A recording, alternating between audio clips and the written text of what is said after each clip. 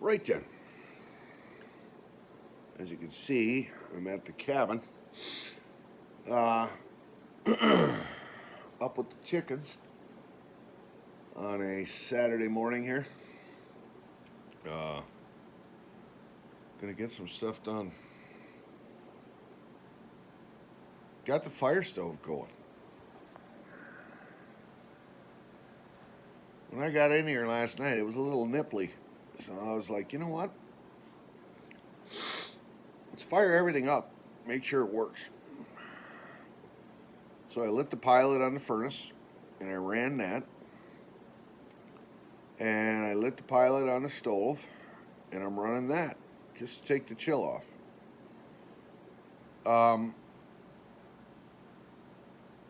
Back in the day, when I was putting up the trim up along this wall, where am I? Up here.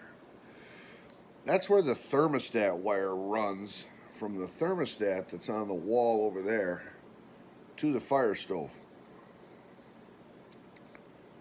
And in the process of putting up the trim boards with the brad gun and the 2-inch brad nails, I ended up punching one of the brad nails through the thermostat wire, which caused a dead short, which meant that the thermostat doesn't work anymore and the fire stove would just be on all the time. Yeah. How did I discover that? As I was putting up the boards and running the brad gun, I didn't have the fire stove on. This was a while back. This was this past winter or some shit like that. I didn't have the stove up. And I'm putting nails in the trim, and all of a sudden, ka-woof, the stove came on. I'm like, oh, son of a bitch. So, yeah.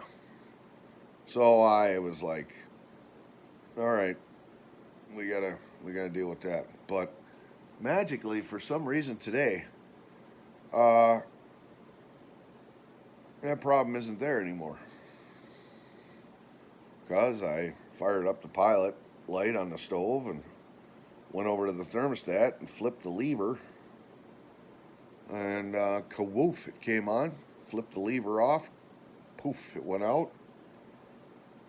Huh. Somehow it healed itself. No, I think I know what's going on. But anyway, so yeah, I'm just taking the chill off. The furnace, that came on. That works. So we're getting ready, you know. Time's flying. And I want to get this thing sold before winter, if possible. So, but we got to make sure all systems are operational. Now, one of the advantages of running the furnace is the fact that when I put the new floor in the kitchen, I didn't cut out the opening for the floor register. So the building has a series of these floor registers that run in a straight line all the way down the building, and that's what provides heat to the rooms. So when I put the new floor in, I kind of rough marked out where the floor register goes in the kitchen, but I didn't cut it, right? I didn't want to be stepping in a hole, or, you know what I mean? I was trying to be, I thought, well, I can deal with that later. So I ran the furnace for about 30 minutes, and it heated up the floorboard, nice and toasty warm. And I had kind of preliminarily marked it out with the blue tape, but the furnace heated up the floor. So on this side of the tape, it was cold. On this side of the tape, it was hot. And now I know where to cut the hole in the floor. All right. So the mission for today, should I choose to accept it, and I do, is to put all the rest of these pine tree trim knobs on all the cabinets that I haven't finished that on. I got my little switch here to fix my saw because the trigger switch quit on that. And I'm thinking I'm going to install, or try to install, a countertop. Yeah. So here's the big board, the big butcher block board that I bought. Paid like $40 for that piece. Here's the beam that I was going to use up at the lake house to put on the ceiling like I did up here, which I will never do again because these beams are a shit show and a nightmare to put up compared to the 2x6s that I used instead. I like that a lot better. A lot faster, easier, straighter, not so much dicking around. And I don't have to make joints. So here's a case where this was 8 foot long. These landscape timbers come in 8 foot lengths. And that's a 16 foot wide room. So in order to span the length of the room, I had to join 2 of these timbers together, making a 45-degree cut. I did that in here. It was not fun. Where's the joint? I got pretty good at making these joints, so you can't even really see them. But anyway, yeah, so that being what it is, I had to join, here's a joint right here. I had to join 2 of these beams together with a 45 and some big screws and creative engineering. And then try to hoist this thing up onto the ceiling and pin it to the ceiling. Not fun. Well, with a 2x6 board, you can get it in different lengths. So I can buy a 16 foot length. And I don't have to make any cuts and any joints or anything like that. I put it up as one continuous beam all the way across the ceiling. Beautiful thing. So I already had these made for the lake house. I was going to put these all in the lake house too, because they're cheap. I can buy one of these for about $6. One of those costs a little bit more. I don't remember how much it was, but it's worth it to me. So these are already stained, and I'm going to sacrifice them, and I'm going to use them for the support legs to hold up the cabinet. Right now I just have this board in here holding up this cabinet, which I'm afraid if I took that out of there, however this is attached to the ceiling, which is probably not by anything amazing, it just rip right out of the ceiling and come crashing down. So there's going to be those wooden legs on each corner, which is going to look really cool.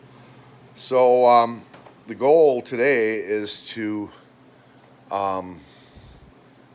put the countertop on now, and then put the support legs up to the cabinet.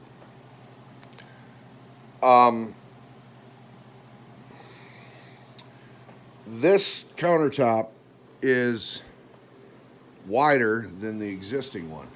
Now, if I remember right, when I was using this counter as a place to eat, basically a breakfast bar, kitchen table kind of thing, it wasn't very comfortable to sit at. And the reason was because this overlap here, from here to here, is not very far. So when you would belly up to the bar, your knees would hit here, and this wouldn't. It wasn't out far enough. So what's going to work in my favor is that this countertop board is wider than that existing board. So I'm going to lay it right over the top, and I'm going to let it come out farther. Now I'll probably have to cut a 45 off this edge here, just so you can get around it. There's not, see this sharp edge that they did? Yeah, not a fan. So I'll probably cut a 45 in that countertop once it's installed, just so you can get around it and you can get carts and stuff down the way with furniture. And so you don't catch it with your hip. I recall having that happen a couple of times, and the air turning blue with the loud proclamations of swear words. So I'm gonna work for that. So do something different. So we'll cut it at a 45 across here, because this is useless space anyway, right here in this corner. And then the counter will actually come out farther, probably about that far, which will then allow you to belly up to it with your knees underneath on a bar stool and have the table right here where you can then not have to lean forward to eat your dinner and banging your knees on the underside. That's my theory. So I'm going to run with it. But the goal for today, I'd like to have that, it's a foggy morning out there. I'd like to have that countertop attached. I'm just going to glue it down with construction adhesive. See how cold it is outside. It's 52 out there. Turn the fire stove off. It's getting warm in here. It's up to 72 in here. I'd like to have that glued down to the existing top. I'd like to stain it, get the coat of stain on there so it can dry. And I'd like to install the support beams down to the counter. I would like to have all the cabinet pull knobs and hardware and stuff on the doors. I would like to, just noticing little things, that pull knobs that aren't perfectly level. You know, look at that. Look at that. This one's kind of crooked, so turn it like that. I'd like to have the under cabinet lighting installed. I don't know if I brought my staple gun with me, but I think I might have. And I'm going to staple those LED Christmas lights underneath there. I can't do any of the electrical work. I was going to, but I didn't bring my stuff. But there's going to be a junction box here. Here's the power whip coming in. Okay. There used to be a receptacle, an outlet here. And I'm going to put a junction box here. And then the cord from the Christmas lights is going to come up through a big hole that I drill here. It's going to plug into a receptacle, and it's going to have a switch down below on that pole to turn the under cabinet lights off and on. And then the junction box will be up here, which will then feed a power whip down to an outlet, which I will put down below here, so that you can plug in your cell phone charger, or you can plug in a crock pot, something on that counter. That outlet was very handy. Let me tell you what, I use that a lot. So it's going back. We're putting one back. So we just got to figure out the logistics of it. But I want the counter on just so I can eyeball it and see it. And I don't know what the people were thinking that built this trailer. This counter system and these cabinets, it's all original from the factory. I don't know what they were thinking by doing this. Right? That's ridiculous. So that's not going to be there. My counter is going to come all the way to the wall so that the seam is right here and you don't see it.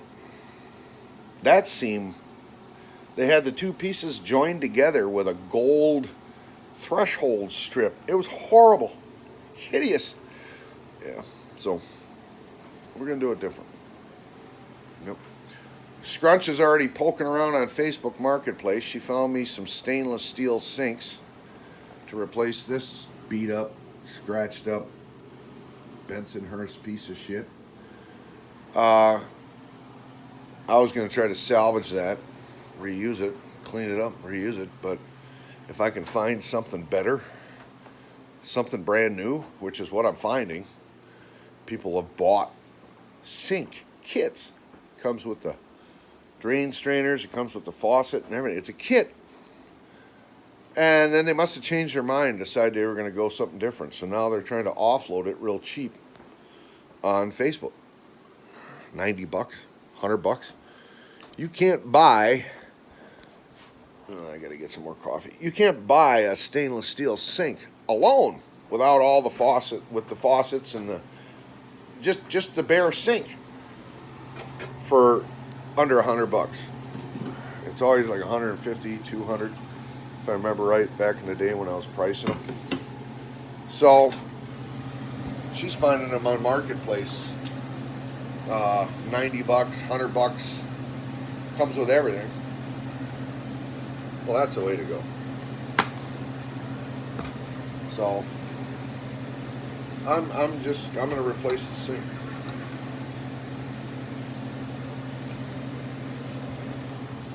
And then we're going to run the counters. I don't have the material yet, but we're going to run the counters down the length just like this. And then that little tag piece over there. The backsplash, she had a great idea. I was going to look for stick-on backsplash tiles. But in the trailer she had across the street, there was what they use for kitchen backsplash was actually what they call milk house board.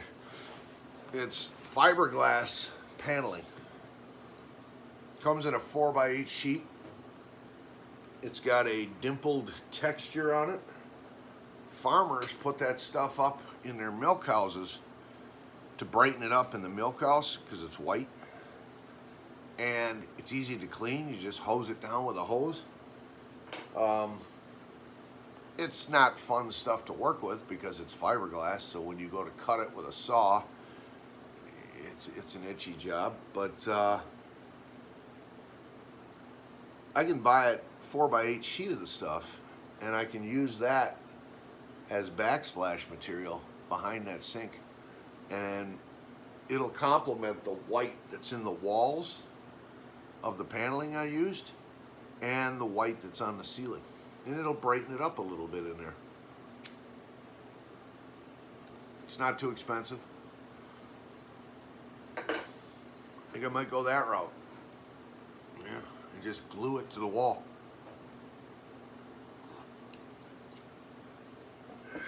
So, food for thought, but the object is to get as much done today as I can.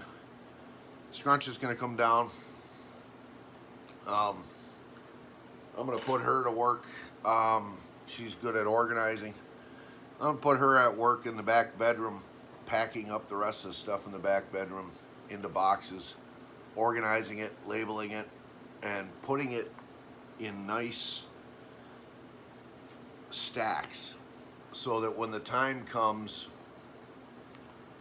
for Kate and Rob to help me make the final move out of here up to the lake house with the remainder stuff that's here, all we got to do is just come in and out the door with hand carts, two-wheel hand carts, and just grab a pile and roll it out. Grab a pile and roll it out. Put it on the trailer, you know.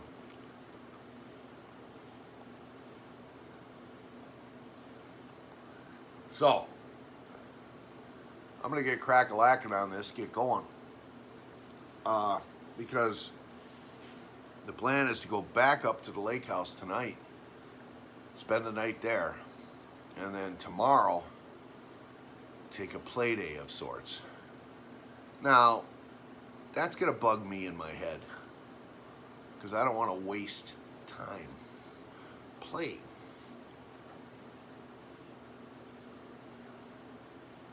No.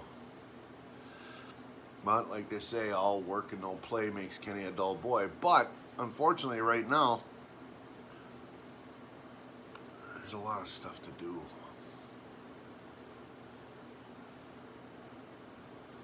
So, but tomorrow, I'm gonna take her, do some mushroom hunting.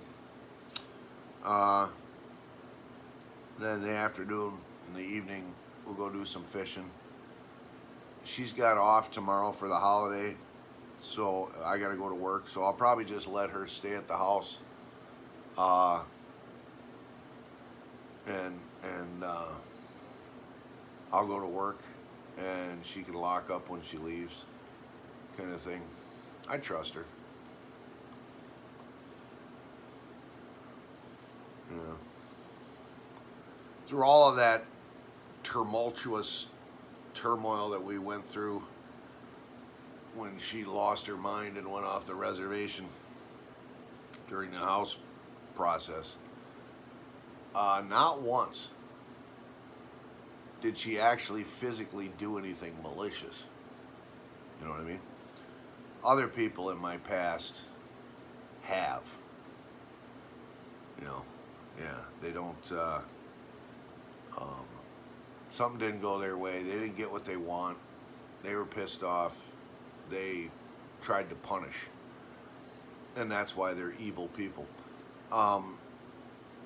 Scrunch didn't do that. So I feel I can trust her, leave her in the house, you know, let her sleep in until she wakes up. It's her day off after all. And then she can lock up when she leaves. And she's not gonna rifle through my shit and try to look at my paperwork and shit. I think it'll be okay. She is a very curious individual, so I don't know. Yeah, but I don't think she'll do that. You know, that's a violation of my personal space. We're not at a point right now in a relationship of sorts. This is still a situationship where what's mine is hers, what's hers is mine kind of deal, including personal information and knowledge.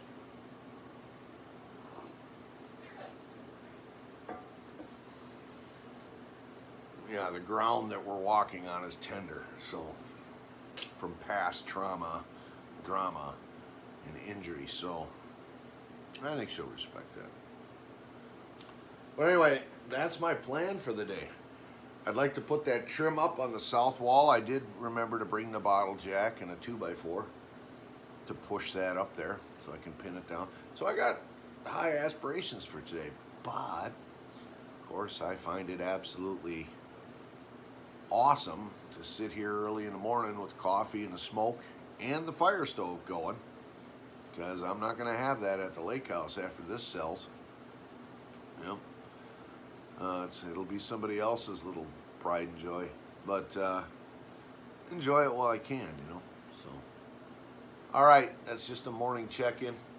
I'll show you as I go along, and we'll go from there.